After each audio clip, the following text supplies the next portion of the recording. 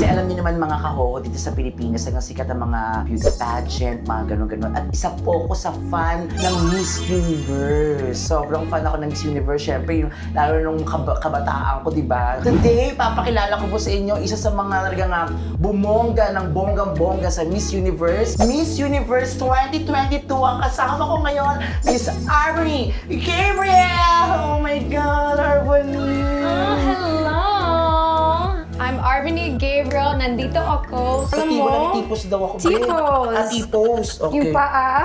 Yeah, oh. Like a T. Parang Yeah, T. ganon. Yeah, okay. Okay, and then pull up. What? Pull up. My hair, pull up. Sorry. So, sabi niya pull up. Oh. So,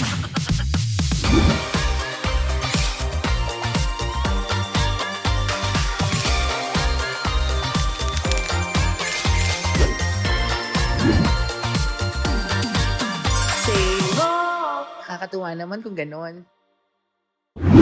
Hello mga kahoho! Oh my God, I'm so happy today and I cannot think anything else to say because you know, I have something today that's so Tagalogin ko na nga lang. Basta hindi ako makapaniwala ngayong araw na magagawa ko tong bagay na to. Kasi alam niyo naman mga kahoho dito sa Pilipinas, ang sikat ang mga beauty pageant, mga ganon-ganon. At isa po ako sa fan ng Miss Universe. Sobrang fan ako ng Miss Universe. Siyempre, lalo nung kabataan ko, di ba? Kahit di ako marunong, ginagawa ko talaga, nag-model-model ako. Fan na fan ako. At ngayong araw na to mga kahoho, sobrang grabe. Kasi I never imagine, I never expected, at never dumapo sa isip ko na makakasama ko ang isang, my God, Miss Universe title holder, Miss Universe 2022. Oh my God, I never expected this, that it will happen to myself, you know.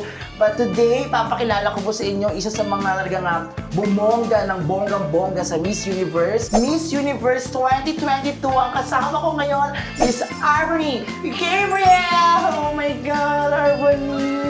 Hello! I'm Arbony Gabriel. Nandito ako sa Ian Red Room. Arbony. I just wanna say thank you for for saying yes to my vlog. Because Siyempre! I'm just no one, but you are Miss Universe. But you said yes already. Yes. Very quick. Thank you so much, Arbony. Walang problema, Ian. I love you! I love you more. Loko-loko siya. At mga kahoho, syempre, dahil yung pangarap ko maging isang beauty queen, magpapaturo ako kay Miss Arbony kung paano ba maging isang totoong legit na beauty queen, maging Miss Universe. Kaya naman, pinaghandaan ko po siya ngayon. Yes, para talaga namang feel na feel ko yung pagiging beauty queen. So ngayon, eto na muna, syempre, bago namin gawin yung mga training para paano maging isang beauty queen, syempre, chikahin ko muna ng konti si Arbony. So mga kahoho, dyan lang kayo, another setup to.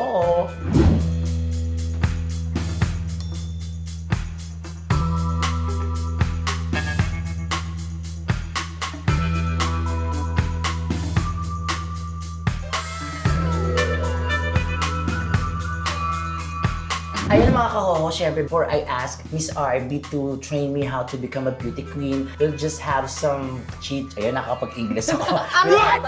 We'll just have some chit-chat before... Chika-chika. Yeah, chika. Ang galing mo, so galing pa siya sa akin mag-Tagalog.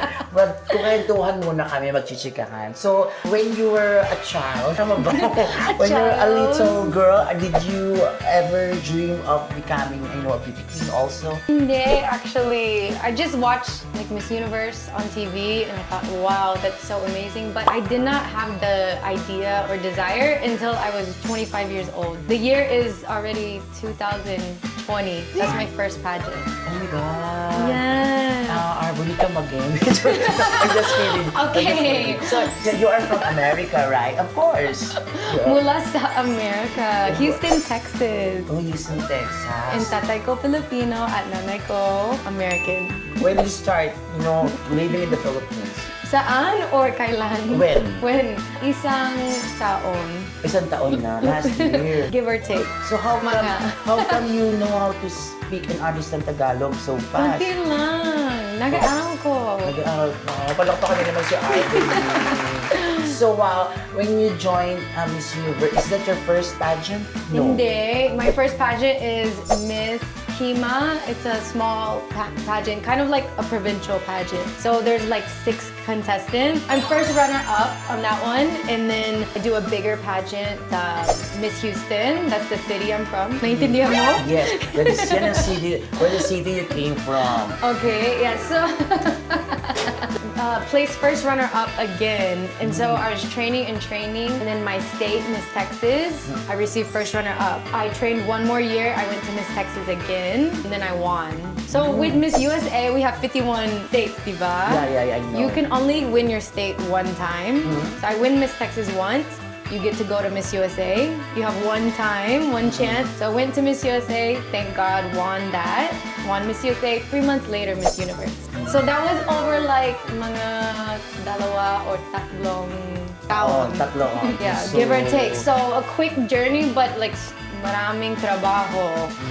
When did you start dito sa Itbulaga? I used to work here in Bulaga as audience jester. Audience jester, you know, during break time commercial, I make the audience alive and make them happy like that. Before then, when I guested here, they decided to try me to host a 1 segment here. Host mga English ko kung Tagalog din, di ba?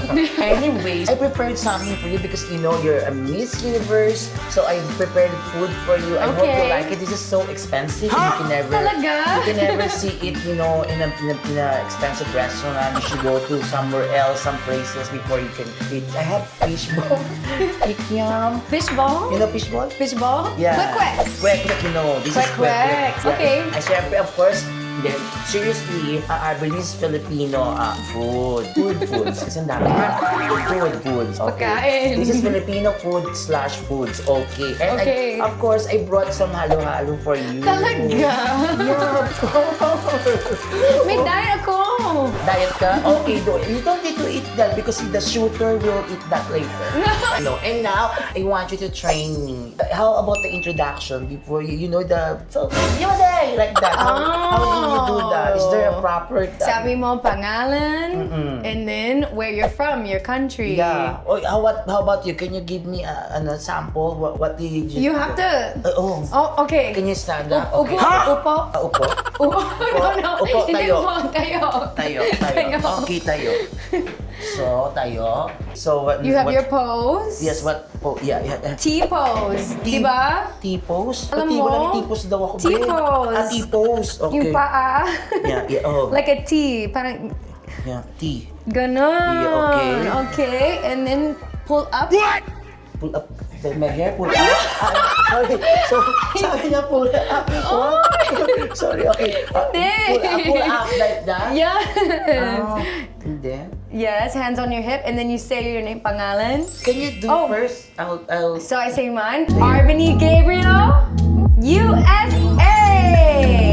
Here is Dalgo, Philippines! Galing! Oh my God! Okay, this time, what about the ramp? The ramp. Oh, there's It's so small area, but it's okay. Let's try. Okay. So it's the line. You the always line. follow the line. Okay. Right? Okay, first you always sa taas. Are you pull out like that? Yeah. Okay. Yeah. Okay, and you warm up your hips. Kaliwa, kanan, kaliwa, kanan. Then? Okay, and so I always have the line. So it's one foot in front of the other. Where the other? So you can put your hands on your hips or to the side, but you want to make Depends. sure put your Like that. Like, ganon. what do you call this? You In could and cheetahs out. out, and your stomach in and flex. Like if I'm gonna punch you, it's Like a that? rock. Like that and then like that. Oh, it's hard to be a beauty queen over that. Okay, and then you just do one with the hip out, and then hip out, like that. Okay, very good. Yes. Can you try it? You just watch me. Oh, okay. Ganda! Like that? Ganda! Thank you, Arwani. Wait, isa pa! Isa pa? Okay, Isa pa. Okay. A turn. A turn. Reverse turn. Reverse turn. Okay. Alam mo? Reverse turn, it's when you're turning around, right? Is that Yeah, like the reverse turn. You Okay, reverse. so you'll reverse. You look at your judges or hear the camera. You half turn, and then you turn out, and then you maybe look one more time. So, isa pa. You look, eyes glued, reverse. Okay, I'll try. You look glued. Oh, yeah. Turn. Eyes glued. Come back. Is that right? Mali! Mali. Ate Gay, mali lang. Okay. You look, and you look again. Yeah, thank you so much. God, Bonnie, Gabriel is teaching me. Is this real? Natural! Napakaganda mo! Being a beauty queen, can I also have my trademark walk like Of that? course! Okay, I want like... Anong trademark walk? It's like... I'm scared. like that. And then like that! It's a kahoho walk. Ho-ho? Yeah, say ho. Anong kahoho? Ho-ho. 1, 2, 3. Ho-ho walk. That's ho-ho walk. Oh! Ho-ho. Like that. Can you do that for Okay, me? paano? 1, 1, 2, 3. 1, 2, 3, then you like that, and then you come back like that. Yeah. So this time, Arbony, since you already teach me how to do the introduction, the walk, the question and answer. Ooh! Ay, mga kahoho, eto na. Siyempre, naturuan na ako ni Miss Arbony ng walk, ng introduction. Ito yung pinakamahirap, pinaka-crucial part sa lahat, yung Q&A. Kung ako yung parang baka umiyak na lang ako sa harapan ng audience. Well, Miss Arbony, what about you? How will you prepare yourself for the question and answer portion? Well, for me, I had about 5 speaking coaches. So one is for current events, always questioning me current events. The other is for personality. Other was a news reporter, so always asking me what's happening. And then another was just 2 other perspectives. So I have so many different people bringing me questions because my strategy is if I can think of as many questions as possible, then my mind will be prepared. Naintindihan mo? Yeah, she said that she has 5 coaches.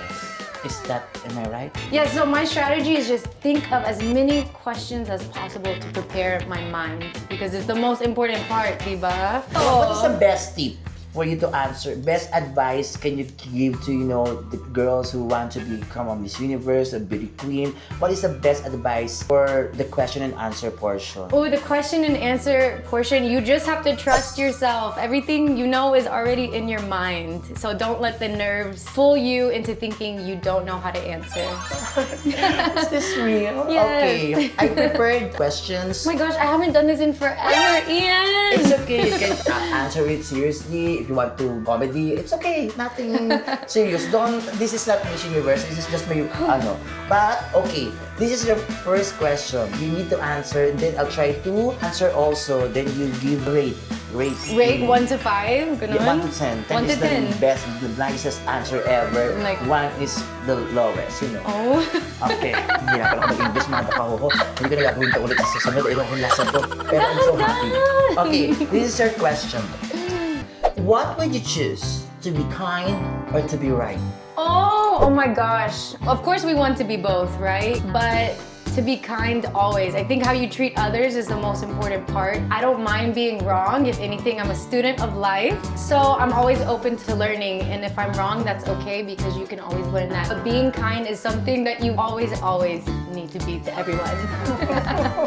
Oh my God! You I ask question, you? You ask me, the Okay. number 1. Okay, my question for you, Ian. What would you choose? To be kind or to be right? Thank you so much for that wonderful question. The question you gave to me is a wonderful question. So you asked me what I'm gonna choose, to be kind or to be right. I think I need to be kind because being kind is one of the greatest thing ever. Thank you so much. Thank you. No. Okay, next question. What is one biggest mistake that you made in your life and what did you do to make it right? Oh, biggest mistake. Why I can't think of a mistake is because everything really is a learning lesson. Like I said, said earlier, if I'm wrong, it's okay because you can learn to be right in the future. So honestly, I can't think of a mistake right now because everything is meant to happen in your life, whether you like the outcome or not.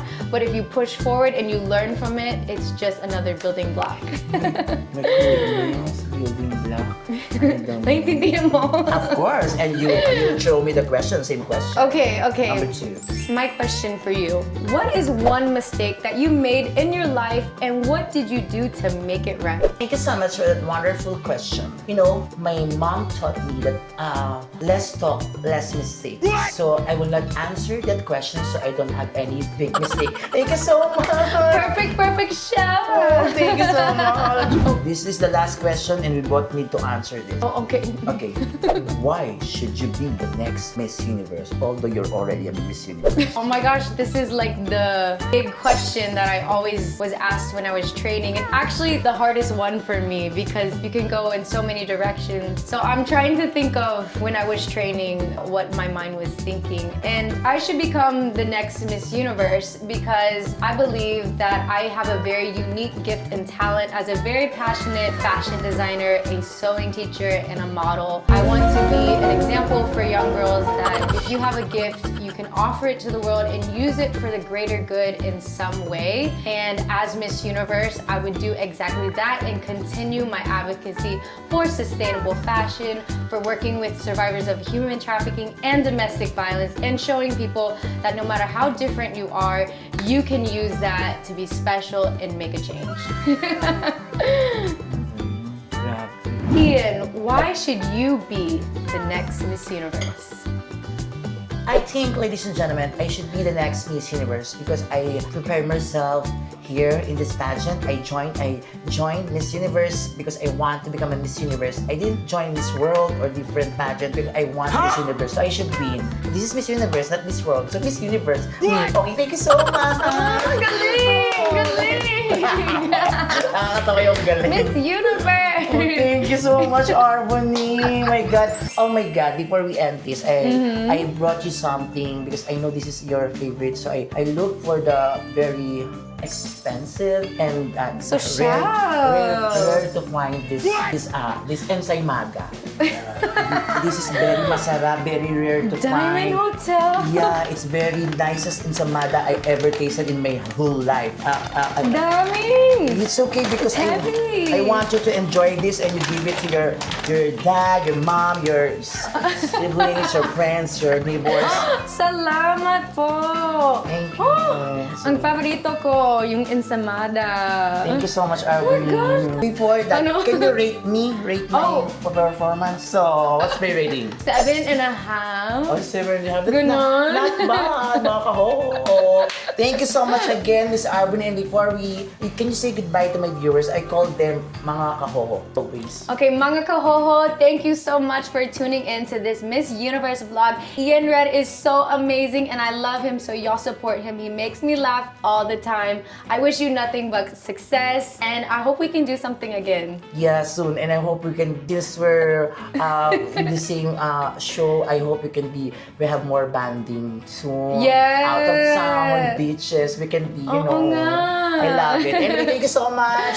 Thank you everyone. Maraming Thank salamat. you. O sige mga kahoho, ayun na po yun. At sobrang happy ako dahil kasama ko si Miss Arbony. Happy ko sa inyo, promise. Hindi ko alam na mag-yes siya sa akin when I invited her to join my vlog. So this is so impossible but it happened. Thank you so much. At syempre mga kahoho, abangan nyo pa yung mga susunod kong vlog. Huwag nyo pa rin kalimutang mag-like, share, and subscribe. At syempre, lagi tayong masaya. Kaya naman say, oh! Oh. Nakakatuwa naman kung gano'n. Say, oh! Nakakatuwa naman kung gano'n.